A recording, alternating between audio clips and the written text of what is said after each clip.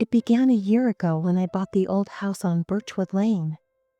I wasn't looking for anything fancy, just a quiet place to start fresh after a brutal breakup and an even more brutal few years at work.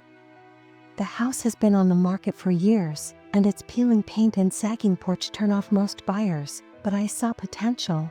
It had charm history, and I didn't care about the rumors. Yes, I had heard the stories that the original owner disappeared. I never thought I'd write this down, but the nightmares haven't stopped. The scratching sound is still there, even when I'm fully awake. Without a trace that neighbors reported strange noises coming from the house even when it was empty, I thought it was all just small-town gossip, the kind of thing people say to make their lives feel less ordinary. The first few weeks were uneventful, filled with the monotony of unpacking and fixing the countless little things that had gone wrong with the house over the years. I was too tired most nights to notice much of anything beyond the aching in my back and the constant buzz of my phone from work emails, but then the noises started. At first it was subtle, just faint creaks in the night like the house was settling. I chalked it up to old wood and cold weather, but soon it became harder to ignore. The creaks turned into knocks, and the knocks became something more deliberate. It wasn't random anymore, it was rhythmic, almost like a pattern. The first time I really noticed it was late one Friday night. I just finished binge watching some show and I was lying on the couch half asleep when I heard it. 3 knocks, a pause, and then 2 more. It was coming from the wall directly behind me. I froze, my heart racing. It's just the plumbing, I told myself, or maybe an animal in the walls. I didn't want to think about it too much. I turned up the TV and tried to drown it out, but it didn't stop. Over the next few days the knocking became more frequent. It wasn't always the same pattern, but it always felt intentional, like someone or something was trying to communicate. I started losing sleep. I'd lie awake at night staring at the ceiling waiting for the sound, and it always came. Sometimes it was soft, almost apologetic. Other times it was so loud it made the picture frames on my walls rattle. I called a pest control company, convinced I had rats or maybe a raccoon trap somewhere. The guy who came out spent hours inspecting every nook and cranny of the house. When he was done he shrugged and said he couldn't find anything. No signs of rodents, no nests, nothing, he said, looking genuinely baffled. This place is cleaner than most houses I've seen. I wanted to believe him, but the knocking didn't stop. If anything, it got worse. And then there was the smell. It started as a faint musty odor like damp wood, but over time it grew stronger, more pungent. It reminded me of decaying leaves or rotting meat. I searched the house from top to bottom looking for the source. I even checked the crawl space under the house, but I couldn't find anything. One night, after a particularly bad bout of knocking, I decided I couldn't take it anymore. Armed with a flashlight and a hammer, I pried open one of the walls where the sound seemed loudest. My heart pounded as I pulled away the drywall, expecting to find a dead animal or maybe some old rotting pipes, but there was nothing, just empty space. At least that's what I thought at first, but then I noticed the writing, faint, almost imperceptible. There were words scratched into the wooden beams inside the wall. I leaned closer, squinting in the dim light. The words were jagged and uneven, like they'd been carved with something blunt, and they weren't in English. I took pictures and spent the rest of the night trying to translate them. After hours of searching online, I finally found something that matched. The language was Latin, and the phrase roughly translated to "they listen, they wait." I should have left right then and there, packed my bags, sold the house, and never looked back, but I didn't. I told myself it was probably some weird graffiti left by a previous owner, maybe kids messing around. That was easier to believe than the alternative. But the knocking grew louder and the smell grew stronger, and then the voices started. They were faint at first, just whispers I could almost convince myself were in my head, but over time they became clearer. I'd hear them in the dead of night, a lone murmur that seemed to come from everywhere and nowhere at once. Sometimes it sounded like a single voice, other times like a chorus. They spoke in a language I couldn't understand, but the tone was unmistakable, pleading, desperate, angry. I couldn't stay in the house anymore, so I started sleeping in my car or staying at friends' places. But no matter where I went, I felt like I was being followed. The knocking would find me, faint and distant at first, but always growing louder, and the voices they were with now, a constant, maddening presence that wouldn't leave me alone. I finally decided to do some research on the house because I needed answers, something to explain what was happening, and what I found still haunts me. One night, I woke up to the sound of my name being whispered so close that it felt like someone was leaning directly over me. William Grayson, a reclusive scholar who was obsessed with the occult, had built the house in the early 1900s. According to old newspaper articles, he claimed that the house was built on a convergence of energies and that he had designed it as a sort of amplifier. No one understood what he meant, but neighbors reported strange rituals and gatherings at the house before he disappeared one day and was never seen again. Over the years, the mansion had a number of owners, but none of them remained for very long. There were rumors of individuals going insane and disappearing. The last straw for me occurred 2 nights ago when I was sitting in the living room trying to divert my attention with a book when the knocking began again. This time, the voices joined in louder than ever before, shouting, and now there was a cacophony of anger and fear. I fled the house without looking back, and I'm currently staying at a motel while I try to figure out what to do. The knocking is still there, faint but persistent like a distant heartbeat, and the whispers followed me here. I'm not sure how this ends. Perhaps I'm going crazy, or perhaps there's something in that house that won't let me leave. All I know is that I'm afraid, and I'm not sure I can escape it.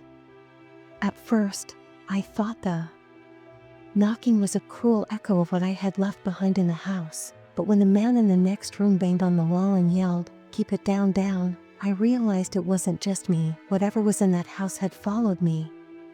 The motel was supposed to be a haven, but it wasn't.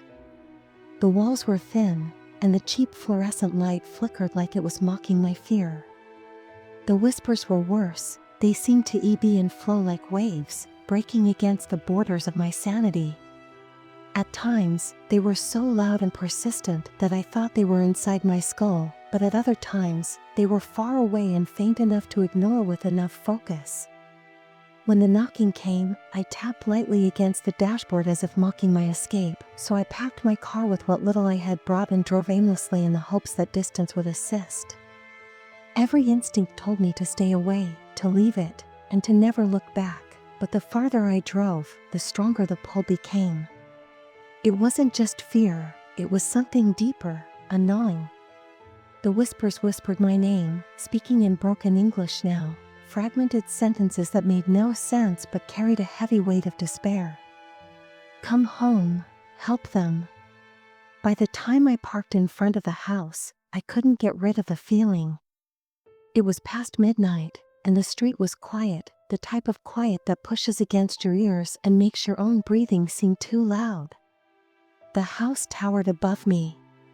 Its cracked windows are like dark eyes observing everything I do. I don't recall opening the door or entering, but all of a sudden I found myself standing in the center of the living room, and the air was heavy with the stench of decay. I turned on my flashlight and headed toward the wall where I'd first heard the knocking. The drywall was still torn away, and the faint Latin words carved into the beam stared back at me like an accusation. Then, I noticed a faint glimmer of light reflecting off something metallic deep within the wall. The whispers sounded louder and more desperate now, "So please help us." With shaky hands, the whispers pushed me onward despite my hesitation and hammering heart. My stomach turned and the stench intensified as I continued to pry away the wall, but I was unable to stop. My mind was filled with the whispers, whose tone changed from desperate to insistent, and then I discovered a door that was barely large enough for a child to crawl through, concealed behind layers of plaster and wood. The edges were rusted, but the door itself was undamaged, as though it had been preserved for years. I desperately wanted to run, but the whispers wouldn't let me open it. My hands moved and gripped by themselves. It took all of my strength to pry open the rusted handle, and the hinges screeched like a dying animal. Beyond the door, there was a thick, impenetrable darkness that seemed to engulf my flashlight's light. Then, instead of whispers, I heard a voice that was clear and sharp, slicing through the air like a blade. I froze, my hand still on the door, and the voice was calm, measured, and unmistakably human. I swept the room with my flashlight, but nobody was there. The voice repeated, louder and more urgent, "You don't know what you're doing. Who's there?" as the door was closed. I yelled, causing a trembling pause, and then the whispers came back stronger than before. smothering the voice as they swept about me in a cacophonous maelstrom of sound that I turned back to the door, the darkness within enticing me like an open wound, and it made my head ache. For a minute, I thought I saw something move, something incredibly enormous shifting in the shadows, when my flashlight flickered. I closed the door and let out a sharp gasp of breath. I lurched back, tripping over rubble and falling to the ground as the whispers yelled in anger, their once pleading tone now filled with rage. The air felt oppressively heavy even as the whispers faded and retreated into the walls. I don't remember how I left the house, but the next thing I knew, I was back in my car with my hands gripping the steering wheel firmly and my knuckles white. I spent hours trying to figure out what had happened, and I was certain that whoever or whatever it was had saved me, but from what and why?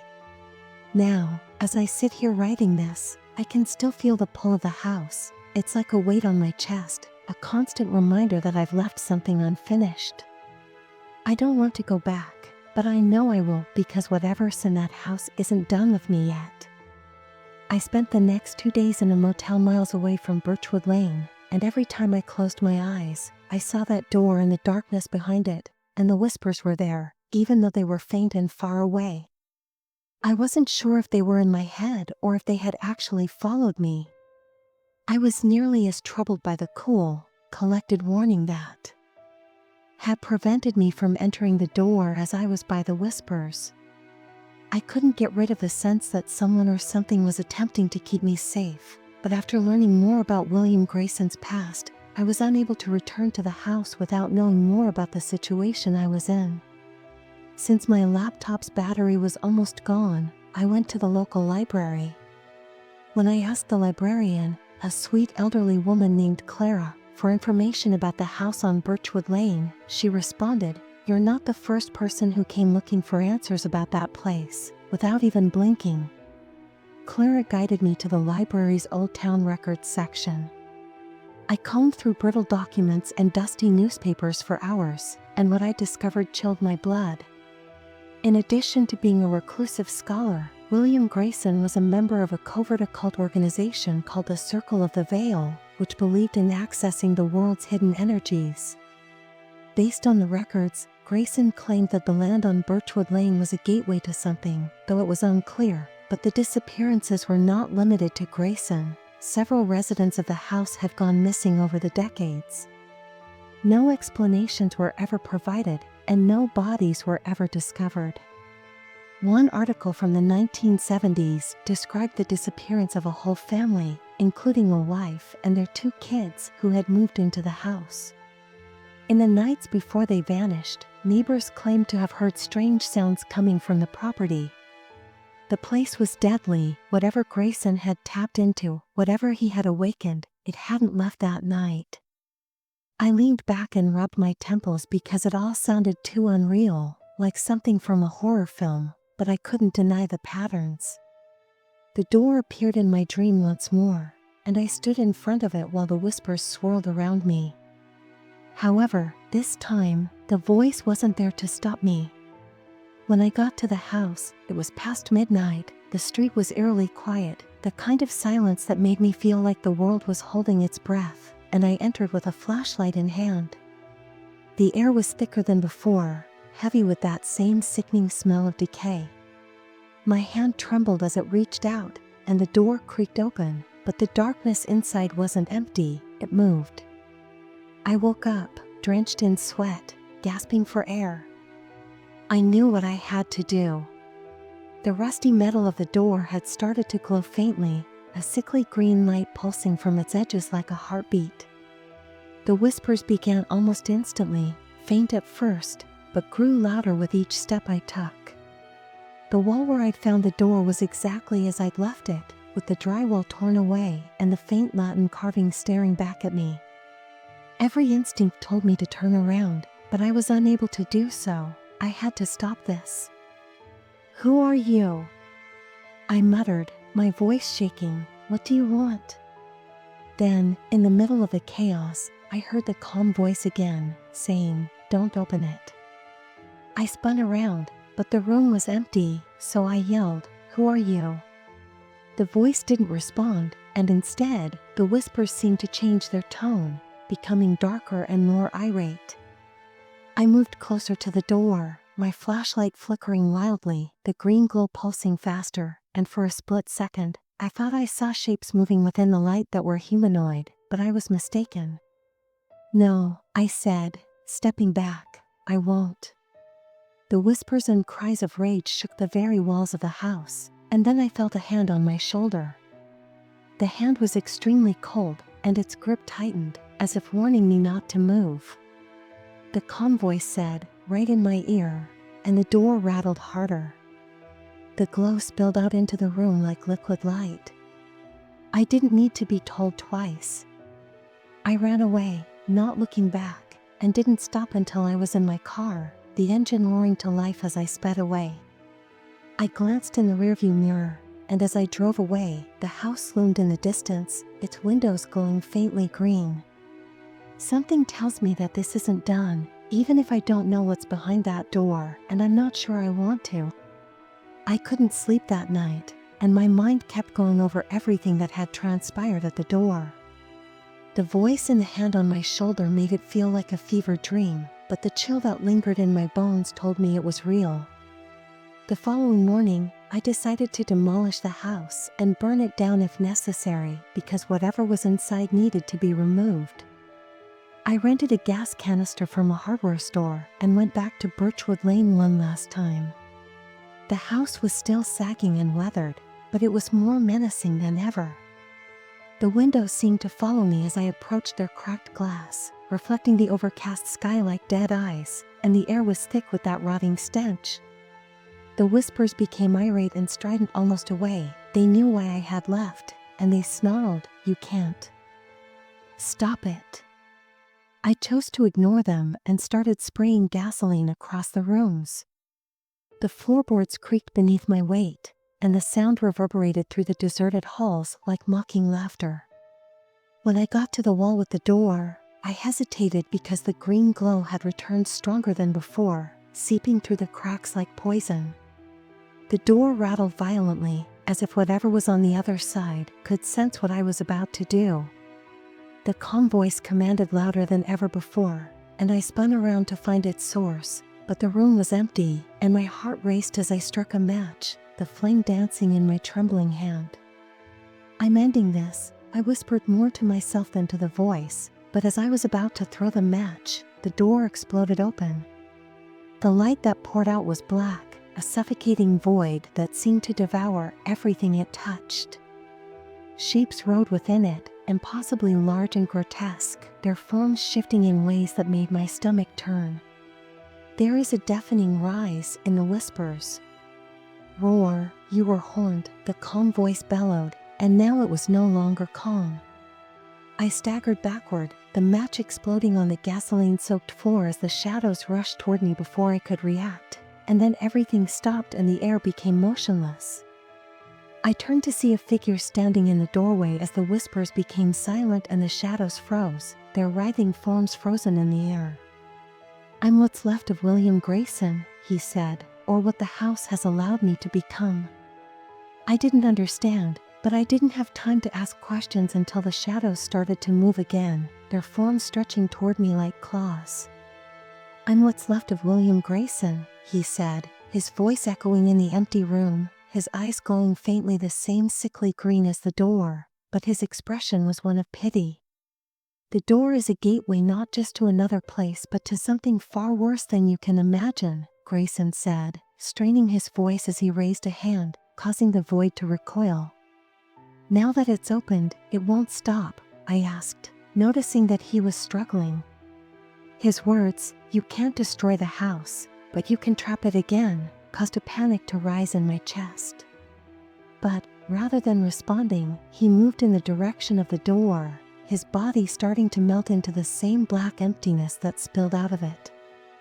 "Grayson, wait," I shouted. "Seal the door," he said, his voice fading as the shadows consumed him. "But know this, you'll never truly escape with that." He was gone, and the void surged forward. I didn't think I acted, grabbing a piece of wood from the floor. I shoved it against the door, forcing it closed. The shadows screamed in protest, their forms thrashing violently, but the door held. I found nails and a hammer in the corner of the room, tools left behind from my earlier renovations, and drove them into the edges of the door, sealing it shut. The whispers returned, softer now, like a dying windfall. They hissed, "It will find you," as the last nail went in. The glow faded and the house fell silent. I left Birchwood Lane that night and never looked back. I didn't burn it down, I didn't sell it. I simply disappeared, leaving it to rot, hoping that the seals would hold. But the whispers have never truly left me. Even now, as I write this in a rented apartment thousands of miles away, I can hear them, faint and distant, like a memory I can't escape. And sometimes late at night I hear the knocking, 3 knocks, a pause, and then 2 or whatever's in that house isn't done with me yet, and deep down I know it never will be.